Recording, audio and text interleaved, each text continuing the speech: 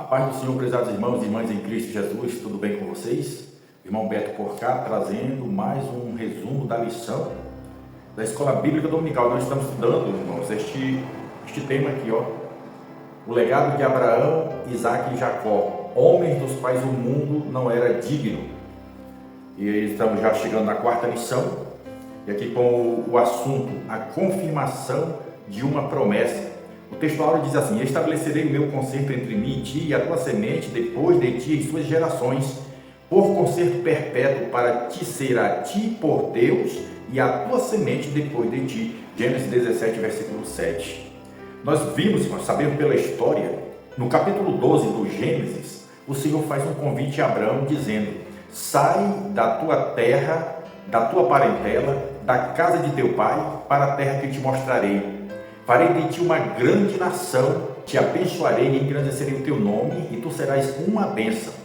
Abençoarei os que te abençoarem, e amaldiçoarei os que te amaldiçoarem, e em ti serão benditas todas as famílias da terra. Esse era o projeto de Deus, e ele faz essa proposta a Abraão.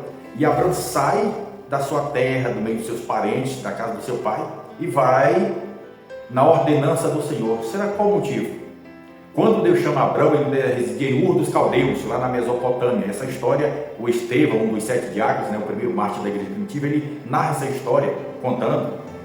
E quando Abraão saiu de Ur dos Caldeus, uma região na Mesopotâmia que atualmente é o Iraque, era uma região idólatra. Eles adoravam a deuses, principalmente o deus Lua.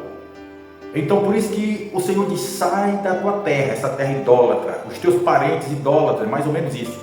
Por aí assim, os teus parentes idólatras, teu pai idólatra, e sai, se desliga, desvencilha, porque eu tenho um projeto contigo. Como o Senhor disse: farei de ti uma grande nação e em ti serão benditas todas as famílias da terra. Eu vou engrandecer o teu nome. E Abraão creu no Senhor. E ele saiu sem indagar o que seria, para onde iria. Simplesmente ele foi na direção da ordem do Senhor.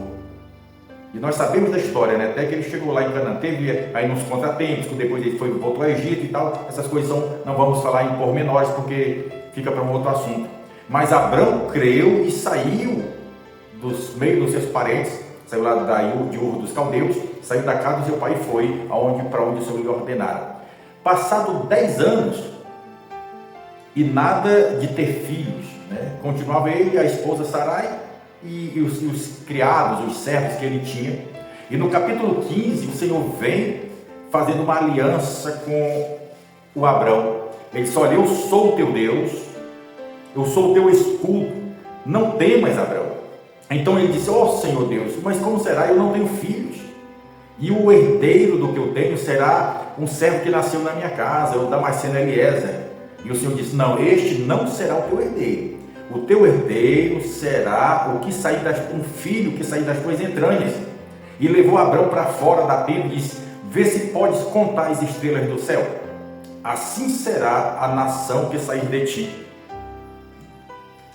Aí Abraão, ele fala com o Senhor, ele pede uma confirmação e disse: mas como será isso, Senhor? Qual a confirmação? Aí o Senhor disse para ele: ó, traga uma novilha de 3 anos, uma cabra de 3 anos, um cordeiro de 3 anos, uma pombinha e um pombinho. O Abraão pegou tudo isso, né, matou e partiu ao meio, colocou ali. E ao pôr do sol, ele teve um pesado sono, né, e ele viu assim densas trevas.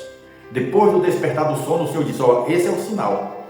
Assim será a nação que descender de ti. Será peregrina e será escrava em terra estranha durante 400 anos. Depois eu trarei do cativeiro para viver perpetuamente nessa terra que eu te prometi. No capítulo 16, a esposa de Abraão, a Sarai, porque não apareceu filho, mesmo que ela cresce na promessa do Senhor, mas não aparecia filho, então ela teve uma ideia: pegar sua serva Agar, a egípcia, e dá para que Abraão tivesse filho com ela. É como se fosse assim, uma ajudinha a Deus, né? Esta lição nós estudamos domingo passado, a impaciência de Sarai e Abraão, as consequências que houveram pela impaciência. Porque se Deus prometer, ele deixou bem claro: o filho que vai herdar os teus bens e a promessa sairá das tuas entranhas. Mas não seria com uma outra mulher, seria com a Sarai. O projeto de Deus era completo. Os planos dele são perfeitos. E aí, como nós vimos, a impaciência gerou toda aquela confusão. Aí nasce o Ismael, filho da Agar, e passam-se 12 anos. Capítulo 17 do Gênesis, o Senhor chega para fazer a confirmação da promessa, que é a lição que vamos estudar domingo. O primeiro tópico vai dizer assim: Deus muda o nome de Abrão e de Sarai. Ora, quando Deus vem para reafirmar a aliança com Abrão, Abrão já tinha se desvencilhado de Ló, seu sobrinho, porque ele sai da tua parentela. Foi um pequeno erro levar o sobrinho Ló. Outro erro, a impaciência, quando ele se relacionou com a serva da sua senhora e teve um filho, que é o Ismael. 12 anos se passaram, o Senhor volta para reafirmar a aliança com Abrão e ele diz: olha, anda na minha presença e ser perfeito. Abrão agora está com 99 anos, Sara com 89, e por cima de tudo estéril. Aí Deus fala para ele assim, ó: anda na minha presença e ser perfeito. O que isso quer dizer? Quando Deus chamou Abrão naquele tempo, lá no capítulo 12, sai da tua terra, da tua parentela, da casa do teu pai. Então era para ele só ele e a esposa, levar seus criados, claro, mas não era para levar ninguém mais, nenhum parente. Abrão fez isso, né, como eu já falei. Teve outros deslizes. Aí Deus diz: olha, agora anda na minha presença e ser perfeito. Ou seja, atenta para o que eu estou te falando. Atenta em pormenores. O projeto é este. Vai nascer um filho das tuas entranhas. Esse é o teu herdeiro. Então dele vai descender as nações, a nação e as nações que sairão de ti. E para que isto aconteça, é necessário mudar teu nome. O nome Abrão, como vimos na lição passada, significa pai exaltado. Esse nome não agradara a Deus. Será qual o motivo de Terá, o pai de Abrão, ter colocado esse nome, pai exaltado? Porque o nome exaltado ele tem dois sentidos. Primeiro, Jesus fala assim: o que se humilha será exaltado. Quer dizer, a pessoa que se humilha será exaltada por Deus. E o outro sentido é aquele que é exaltado, que se faz por si próprio, de vanglória. A pessoa se exalta, se coloca, se torna grande aos seus próprios olhos, na força do seu braço. Esse é o exaltado. Não seria esse o motivo de Terá colocar o nome dele de pai exaltado? Quem sabe no futuro ser um líder religioso respeitado, se exaltar por ser alguém do qual seu pai se orgulharia. Esse nome não agradara a Deus.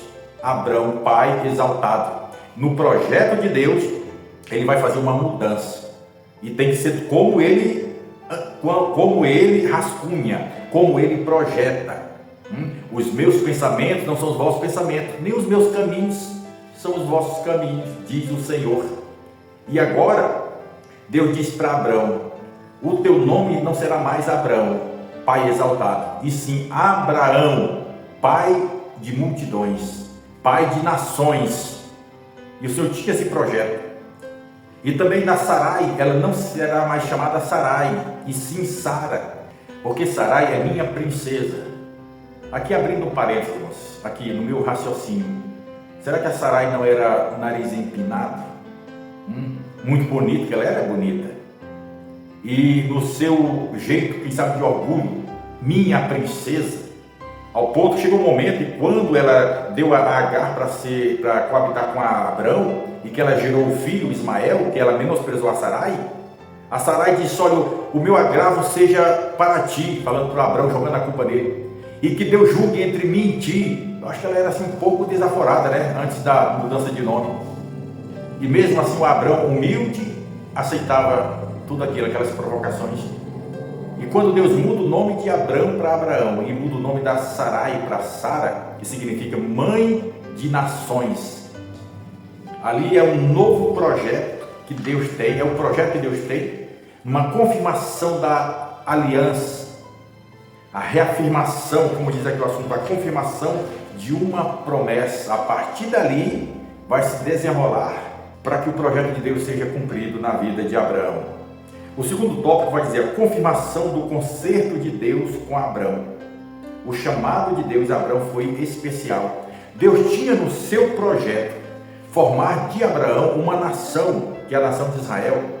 Mas não foi assim para ser uma nação exclusiva, assim, nação única de Deus, o único povo que Deus queria para si, menosprezando as outras. Não, o projeto de Deus para a formação da nação de Israel, como ele disse, será bendita a nação que nascer de ti, que seria a nação de Israel, para que as outras nações fossem incluídas. Olha só o amor de Deus, é como diz lá em João 3,16, porque Deus amou o mundo de tal maneira que deu seu Filho unigênito, para que todo aquele que nele crê não pereça, mas tenha vida eterna. A palavra também ainda vai afirmar que Deus não quer que ninguém se perca, mas que todos venham, que todos se salvem e venham ao conhecimento da verdade. Então Deus ia formar de Abraão uma nação para que fosse nação modelo, um espelho para que fosse apanhar das outras nações, para que desse a oportunidade das outras nações conhecer a Deus. Se Abraão foi um homem que creu em Deus, na sua fé, uma fé que a Bíblia fala que ele é, no caso, ele é o pai da fé, então dele descenderia uma nação que fosse, vamos dizer assim, conquistar as outras nações, porque Deus quer agregar todos, não é isso? Então uma nação sacerdotal, uma nação que intercederia pelo povo. O sacerdote é aquele que intercede pelo povo. Então a nação de Israel, que descenderia de Abraão, é uma nação que intercederia pelo povo.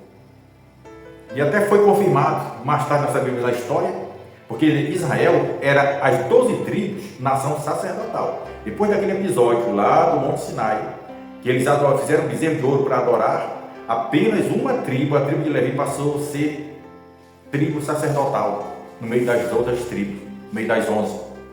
Uma única tribo para ser sacerdotal, para exercer o sacerdócio.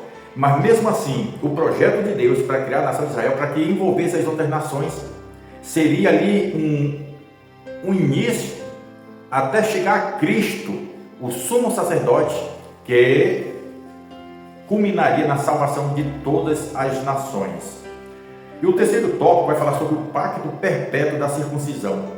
Quando Deus reafirma que, no capítulo 17, a aliança, a promessa com Abraão, agora muda o nome para Abraão, ele já diz, olha, vou deixar um sinal deste pacto com você. E todas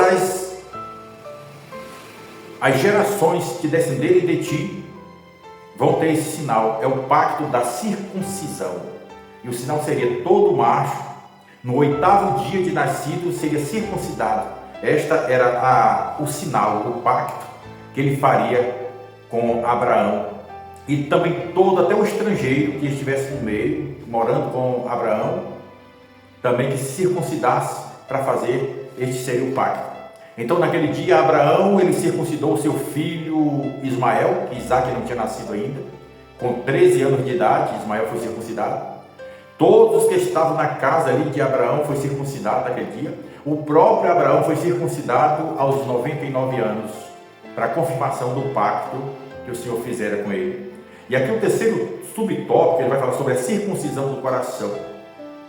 Em obediência a Deus, Abraão, ele fez este pacto, ele circuncidou-se. E hoje para nós, o pacto da circuncisão continua ainda vivo. Só que a circuncisão não é mais na carne, e sim no coração. A circuncisão significa aquele pacto que você é totalmente dependente do Senhor. Como o pacto, irmãos, da circuncisão que Deus fizera com Abraão, por sinal perpétuo da fidelidade deles, de Israel, com Deus, da mesma forma é o crente hoje. O pacto da circuncisão no coração. É uma obediência total a Deus. Este é o sinal. O coração circuncidado refere-se que o crente, o cristão ou a cristã estão totalmente obedientes às ordenanças do Senhor. Agora eu te pergunto, uma pessoa, um crente que é adúltero, ele está com o coração circuncidado? Um crente avarento que vive mais pelo dinheiro, pela avareza, pelos bens terrenos, ele está com o coração circuncidado? O crente que vive na lascívia, na mentira, nas trapaças, nos negócios mal feitos, sempre, como se diz no ditado, passando a rasteira do próximo, ele está com o coração circuncidado? Isto é muito sério. Que nós venhamos rogar ao Senhor, ao Espírito Santo de Deus, para que o nosso coração esteja circuncidado.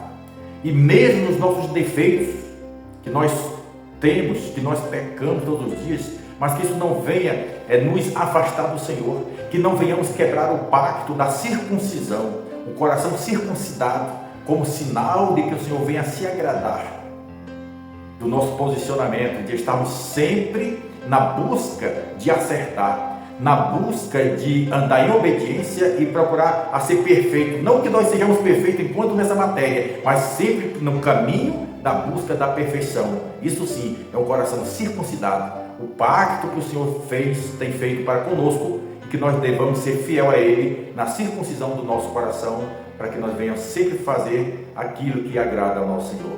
Amém? Que Deus abençoe e até domingo nesta preciosíssima lição. Em nome de Jesus.